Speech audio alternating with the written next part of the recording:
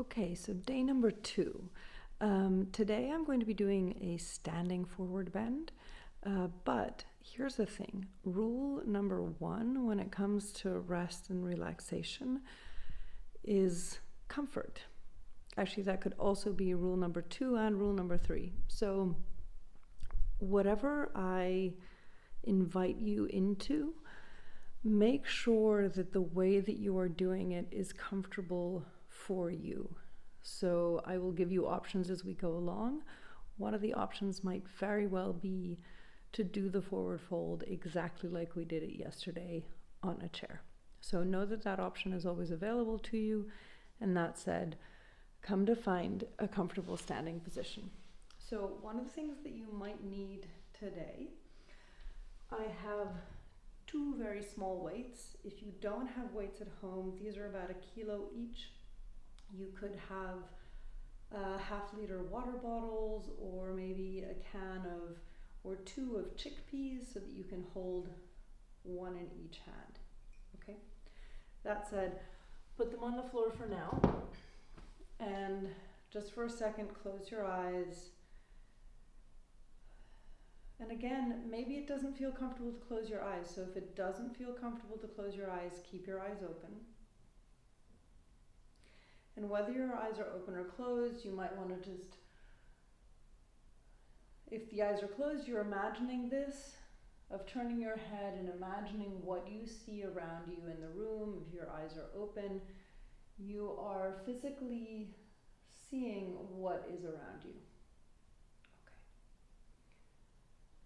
And then bring the head back to center, and exactly like we did yesterday, bring the chin to the chest. And what I'm going to suggest is that maybe you cross your arms. I'm hoping that this will help the shoulders be weighted down. And you can bend the knees slightly, bring the chin into the chest. And exactly like we did yesterday on the chair, maybe you're doing it again on a chair today, you're slowly rolling down. Now when it comes to comfort, you don't want to go to your maximum. You want to go to what feels like a nice stretch, but without it becoming too intense. So one of the ways, if it becomes too intense, is to back out of it a little bit, to stay out of that intensity, or to bend your knees slightly, or slightly more than they are right now. And then just maybe, once again, roll your head from side to side. Push through the feet to bring yourself back up to standing. I'm going to take off my scarf. I'm hoping it'll help a little with the sound. At this point, if you want to use weights, you can pick up the weights. You can also do this seated on the chair. And again, what I'd like for you to do is cross your arms. So whether you're holding a can of peas, of chickpeas, or bottles of water, if they're bottles of water, make sure the caps are closed tightly. And you're going to do exactly the same thing. Bring the chin into the chest, bend the knees slightly, and try and roll down through the spine. Now the addition of the weight might increase the mobility for who is stiff, or if you are very flexible, it might actually help the muscles engage a little bit more and offer some resistance. So wherever you are in that spectrum, how does it feel different now that you're doing this with the weights? And again, you want to stay out of intensity. So does that mean that you're stopping sooner or bending your knees? And again, wherever you arrive at, maybe you are already rolling out.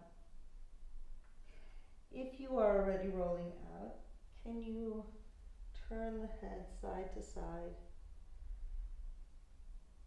as you bring yourself back up to standing?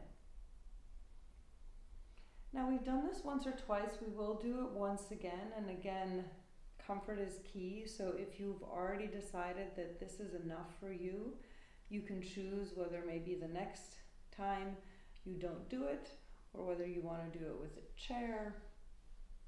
But before you do anything else, can you stop for a second? Maybe you're still holding the weights.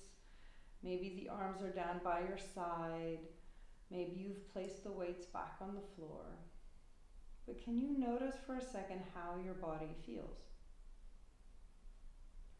So how you are standing, where the weight is on the feet. Can you rock the weight slightly further forward, slightly further back? And the rocking the weight slightly further forward, slightly further back might help you notice where the weight is landing on the feet. It might help you notice where and when muscles are needing to activate in order to avoid you falling. So it's a very small sway. I'm not wanting you to lose your balance, but just sort of explore different ways, and maybe you can sway side to side as well and notice what effect that might have. Or maybe you can draw a little circle so that you're moving your weight to one foot, to the back, to the other foot, and forward, to the second foot, back, first foot, forward, second foot.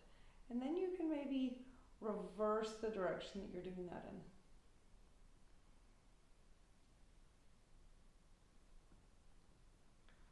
So not big movements, but just small movements that might help wake up your awareness of your legs through the fact that maybe small little muscles are getting activated and engaged.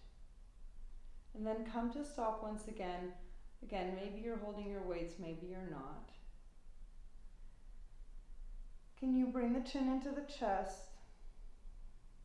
Maybe the arms are extended this time. If you want, you can cross them again. Do again whatever feels most comfortable to you. Bend the knees as you need to as you go down. Only stop. Apologies, let me rephrase that. Stop whenever it is that your body tells you is the right place to stop. And you decide what makes it the right place. Is it because that's where your breath flows better? Is it because that's where the shoulders finally let go? Is it because beyond that point everything starts tensing up? Maybe it's all of those things, but you decide what makes this comfortable for you. And if you are holding the weights and they help you get down to the floor, that is the time, if the arms aren't crossed, to maybe cross the arms if the body has space or desire to go further.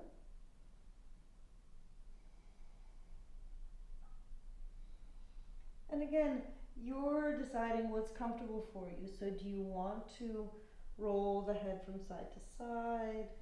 Or have you already started coming back up?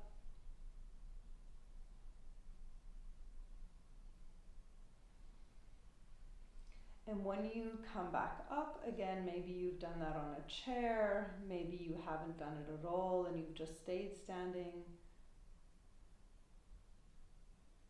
But how do things feel now? Is the body a little bit more relaxed? What's happening with your breath?